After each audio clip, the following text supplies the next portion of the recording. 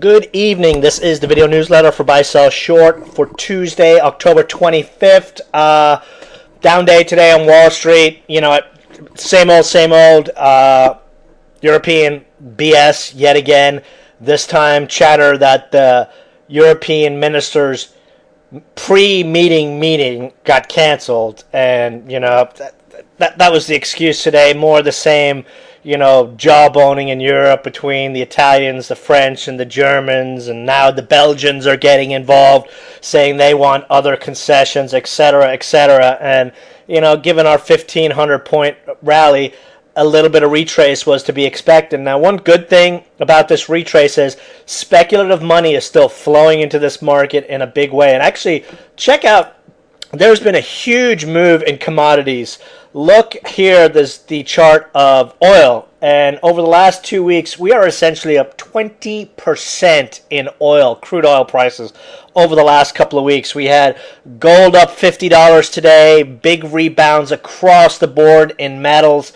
And, the big driver in that was, of course, the news yesterday, which gave us our nice little rally about manufacturing in China picking up. Now, you can look at that Chinese data one of two ways.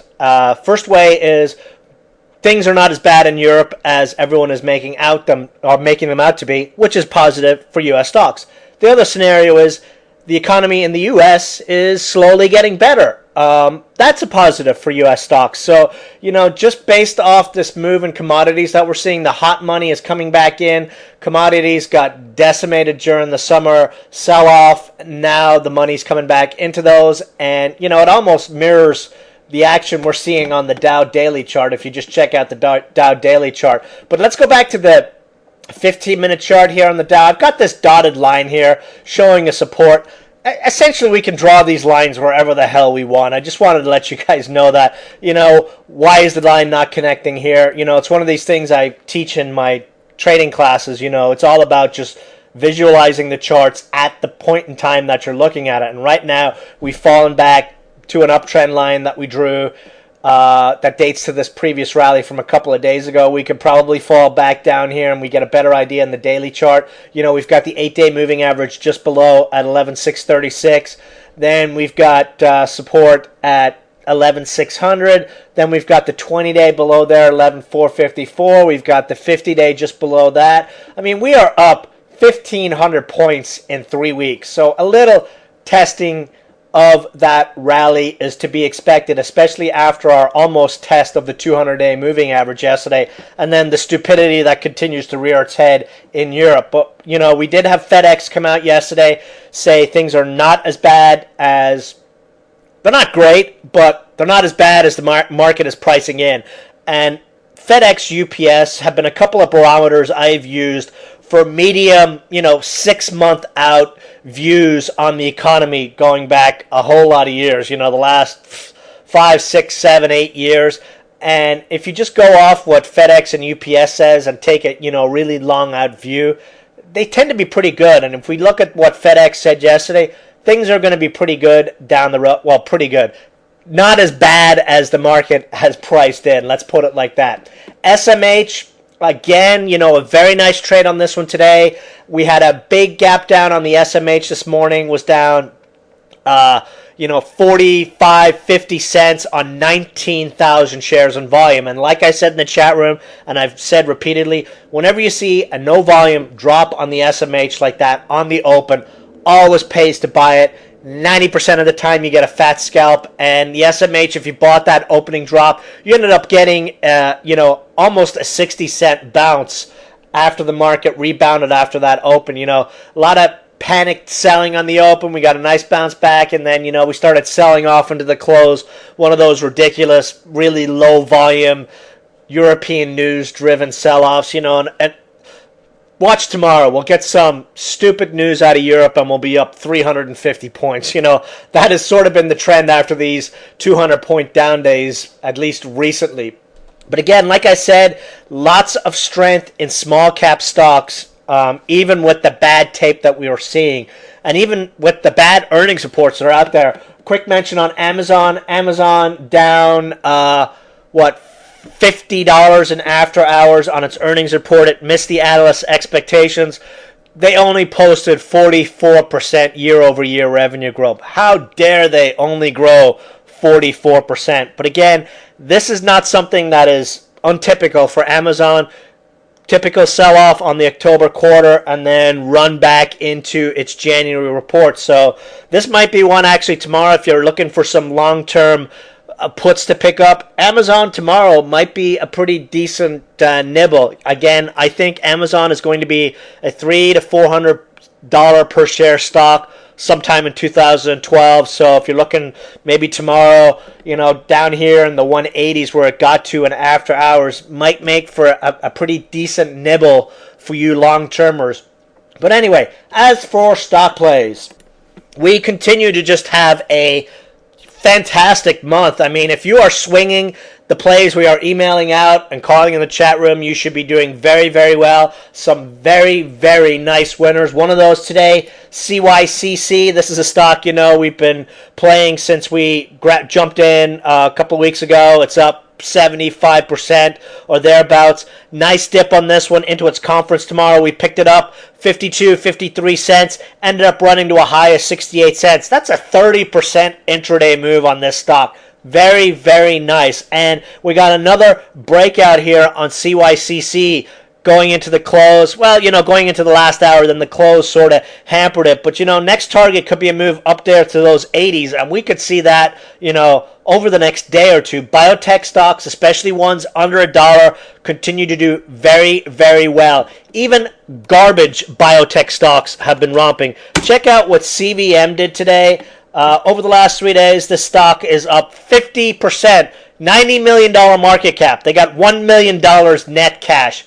Absolute turd. Up 50% all the way back. When turds like this are running, makes me feel confident about buying stocks like CYC or CYTR sitting on $45 million in cash with a market cap of $45 to $50 million. When this stock is trading up here, everyone will be buying it. 200-day moving average is the target. Breakout 40 cent. We continue to get nice volume daily on this one. Million plus shares. Obvious fund swap going on this one right now. We got a nice spike into the close after they stole a bunch of shares. Pretty much the last half of the day in the 33 to 34 cent area. Still love this stock, especially when we see garbage like CVM run 50% over the course of a couple of days. AOB trading alert yesterday, 57 cents. Hit our first target plus some today, traded as high as 70 cents. Only another 10% up to that 50-day moving average. But, rule of thumb on this one, first target hit, you sell at least half your position or 2/3, 3/4 if you're trying to rebuild your bankroll after this summer. Just holding on to a quarter position with the way some of these stocks are moving, you can do very, very well. Pullbacks on this one, if we got to pull back to the 62 cent area, I would probably look to pick up a position because that's actually what we're seeing a lot of lately. And actually, let me go back to what CYCC. What we've been seeing happen, and it happened to me yesterday on MPET, is these stocks get ready to break out, then woof, down they go, they get walked down. If you follow your trading rules, you're stopped out, and then whoop, next day or a few hours later, it's breaking out, 10, 15% higher. We saw that on MPET yesterday, seeing it on CYCC today, seeing it on some other stocks. So, this continues to be a buy the dips market. Stocks you really, really like, you have a core position in them, and when you get those stupid drops or those no volume drops or those obvious walk downs with on the market with European nonsense out there, pays to pick up a scalp for a quick snapback bounce.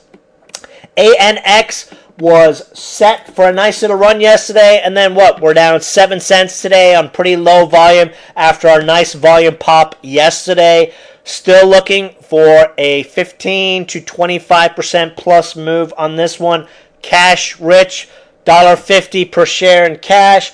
They present tomorrow at Bio Investor. Hopefully we'll get some PRs to light this one up. But again, I feel pretty comfortable playing these cash rich biotech stocks, especially when biotech stocks are spiking left and right.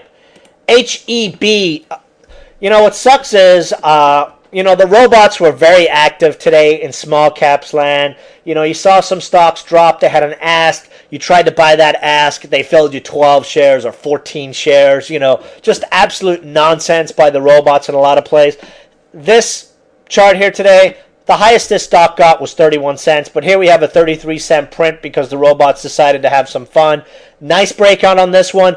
Off the positive MACD cross. They are doing a conference call on Thursday to talk about their drugs, FDA progress, etc., etc. You usually don't hold a conference to report bad news. Bad news gets reported immediately. So I'm assuming we're going to get some decent news here this week. And with garbage biotech stocks rumping 50%, and these guys sitting on some nice 30 million plus cash and low cash burn at 2 million a quarter, risk reward's pretty attractive here in my opinion. Target 36 and 200-day moving average up there at 41 cents. Added some more to this one today. 29.8 or thereabouts, essentially 30 cents, picked up some more shares. Should be a nice 20% or more mover. And if we get news, this could be really a nice little popper for us this week. TSEM, play from a couple of days ago. Nice breakout. We're up, 15% on this one. Hit our first target today. Ran into a little bit of resistance. We could see this one pull back, which is why we always book partial gains when we get nice little poppers on this one. But this chart just turned out beautifully. And, once we get that big up candle like this on our other favored play, CYCC, you're going to see the same thing happen here and the same thing that we saw on AOB. It's just a matter of being patient on these plays. TRID semi-play, we are about to get a positive MACD cross. We would have had it today if the market was green. We're probably going to have it tomorrow. Last positive MACD cross, we had, 75% move. Previous time, it had a 20% move. Chart looks good. Indicators look good. Break of 50 cents. We could see a really quick move to that 60, 65 cent area. And it's been in a nice little trading range over the last, month, really. So this one is due for a spike. And with earnings next week, we might get a little run on this one. THQI, Rule of 2 play, another Rule of 2 rocking winner. We jumped into this one on Friday on the break of 2. Our target was 220, went as high as 226. Looks like it's possibly topped here for the near term, so I probably wouldn't touch this one. Let's watch it and see. This one might be interesting if it holds the $2 level tomorrow for another rebound play. But, can't argue with a 10% move, jumping in late Friday and getting it really early on Monday morning. That perfect Rule of 2 play. TNGN, just to quickly mention this one, still looking for the breakout on this one. Another cash-rich biotech stock. It's just a matter of sitting and waiting on this one. So that's it for the video tonight, guys. Oh, one quick note. Technology stocks. Make sure to do some research if you've got some technology stocks. And the reason I say that, look at EMKR. They've pretty much had their operations shut down by that flooding in Thailand. There are a lot of tech companies that have operations in Thailand. So if you're swinging some of these tech plays, would be a good idea, to check out their websites, see if they've got any exposure there, because the flooding was pretty bad there, and you could see some possible warnings coming on some tech companies from that. So just a quick heads up on that. So that is it for the video tonight. Any questions, shoot me an email. Otherwise, I will see you guys in chat room tomorrow. Good night.